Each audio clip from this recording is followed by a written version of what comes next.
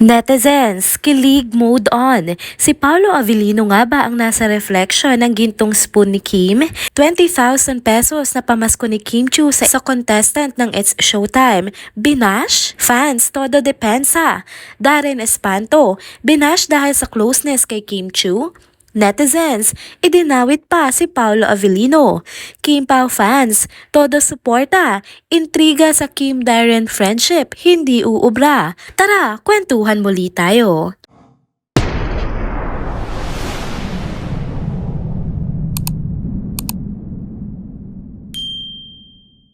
Hello mga ka-trenders! Welcome back muli sa ating channel. Kung bago pa lamang kayo dito, huwag nang kalimutang mag-like, mag-subscribe at i-hit na rin ang bell notification para lagi kayong updated sa mga balitang trending at napapanahon. Happy Sunday muli mga ka-trenders! Ito na naman tayo para maghatid ng kwentuhang sigurado magpapakilig at magpapasaya sa ating lahat. Siyempre, hindi mawawala ang tambala na araw-araw nagpapabuhay ng kilig sa ating mga puso. Yan nga yung Kim Pao. Kaya tara na't simulan na ang ating tsikahan ngayong araw. Unang topic natin sa update dito ay itong trending photo ni Kim Chiu. Makikita sa picture na masayang nagsasalo-salo si Kim kasama ang kapatid na si Twinkle Chiu at ang isang lalaki nga na may username na @Carlo_Anton22. Hindi ko sure kung asawa na nga ito ni Twinkle na kapatid ni Kim Chiu no or boyfriend pa lang. Pero habang masayang ang makita si Kim na nag-spend ng quality time kasama ang kanyang kapatid, aba mas naging masaya pa ang kwentuhan nang mapansin ng mga netizens ang isang nakakapukaw na detalye. Ang reflection sa gold spoon na nasa table. Napansin daw ng ilan na parang may isang lalaki sa reflection ng spoon na mukhang nakakap. At hindi nga nagtagal, naging detective mode na naman ang mga netizens. Sabi pa ng ilan, parang si Paolo Avellino daw ang nasa reflection. Napansin din kasi nila na nasa table ni Kim may dalawang baso na magkatabi sa side niya. Kaya ang tanong ng lahat, sino kaya ang nakaupo sa tabi ni Kim na hindi kasama sa picture? Tuloy-tuloy nga ang investigasyon ng mga fans at syempre kahit walang malinaw na ebidensya, kilig na kilig pa rin ang lahat. Biro nga ng iba, nagiging sobrang imaginative na ang fans ng Kim Pao. Pero sino bang hindi matutuwa, 'di ba? Kung si Paolo nga ang nandun, aba, mukhang may mga dahilan talagang dapat kiligin, hindi ba? Hanggang ngayon, aliw na aliw pa rin ang mga netizens sa kanilang mga teorya. Pero ano man ang totoo, nakakatuwang makita si Kim na masaya, relax at kasama ang kanyang pamilya. Tuloy-tuloy lang ang kilig vibes na dala ng Kim Pao at sigurado marami pa tayong aabangang ganito sa mga susunod na araw. Kaya stay tuned lang kayo mga ka-trenders sa sabay-sabay nating abangan ang mga susunod na updates. Sino kaya makakasolve ng mystery na ito? May marireveal kaya sa mga susunod na araw? Abangan nating lahat yan. Heto na nga ang pangalawang topic natin para sa video update na ito. Mainit-init pa ang usapan online patungkol kay Kim Chiu na binash ng ilang netizens dahil nga sa naging pamasko niya kahapon sa segment ng And the Breadwinner is ng It's Showtime. Ang sabi ng iba, naliitan daw sila sa 20,000 pesos na ibinigay ni Kim para sa breadwinner na contestant na isang ang tricycle driver. May ilan pang nagsabi na ano ba naman yung 20k kumpara sa milyones na kinikita ni Kim. Grabe, 'di ba? Para bang porket mayaman na siya, wala nang halaga ang ganong klaseng generosity. May mga nagkomento pa na normal na lang daw sa kanya ang maglabas ng ganong halaga sa isang araw dahil sa estado nga ng buhay niya. Pero teka lang mga ka-trenders, ano? Para sa mga ordinaryong tao, lalo na't nasa hirap ng buhay, malaking bagay na nga ang 20,000 pesos, no?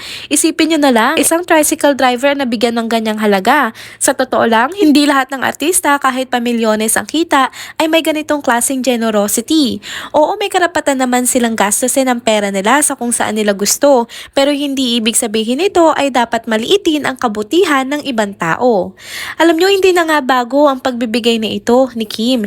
Mapapubliko man o pribado, consistent nga siyang tumutulong sa mga nangangailangan. Kung susubaybayan nyo siya, madalas nga siyang mamahagi ng tulong sa iba. Sa totoo lang, hindi niya na kailangang ipagyabang pang mga ginagawa niya.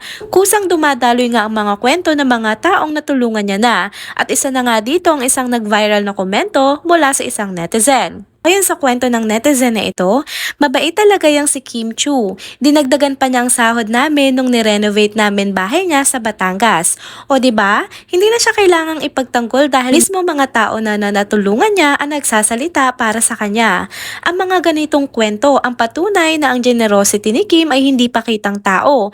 Nasa puso niya talaga ang tumulong.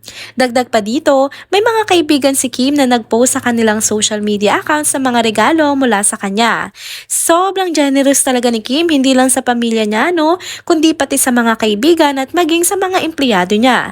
Kaya talagang walang makakapag-question sa pagiging mapagbigay ng aktres. Kahit saan ka magtanong, iisa lang ang maririnig mong komento patungkol sa kanya. Puro positibo. Kaya sa mga bashers dyan, ingat-ingat din kayo sa mga sinasabi nyo ha. Baka ang taong binabash nyo, siya pa pala ang tumulong sa inyo sa hinaharap. Tulad nga ng sabi ng marami, kung mabait kang tao, kusa kang ipagtatanggol ng mga taong natulungan mo. At yun si Kim Chu, isang artista na hindi lang maganda sa panlabas, kundi pati sa kalooban. Ito naman ang huling topic natin para sa video update na ito mga ka-chenders. Usap-usapan din online ang mga pangbabash kay Darren Espanto dahil sa pagiging close nito kay Kim Chu. Kung naalala nyo, kamakailan lamang ay nag-viral ang ilang videos kung saan todo suporta si Darren sa kanyang bestie nang ipakita ni Kim ang kanyang bagong post bilang calendar girl ng isang kilalang rum brand.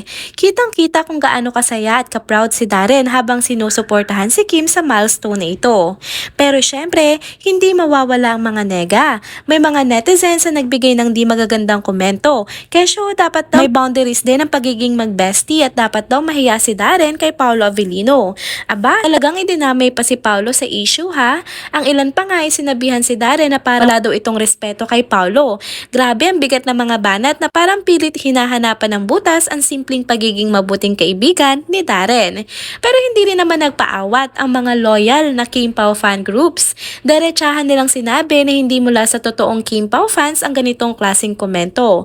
Para sa kanila, nakakaaliw pa nga makita kung ganong kabait at kasuporta si Darren kay Kim. Dagdag pa nila, hindi nila iniisip na ang solid na relasyon ni na Kim Chu at Paolo Avellino ay basta-basta masisira dahil lang sa ganitong intriga.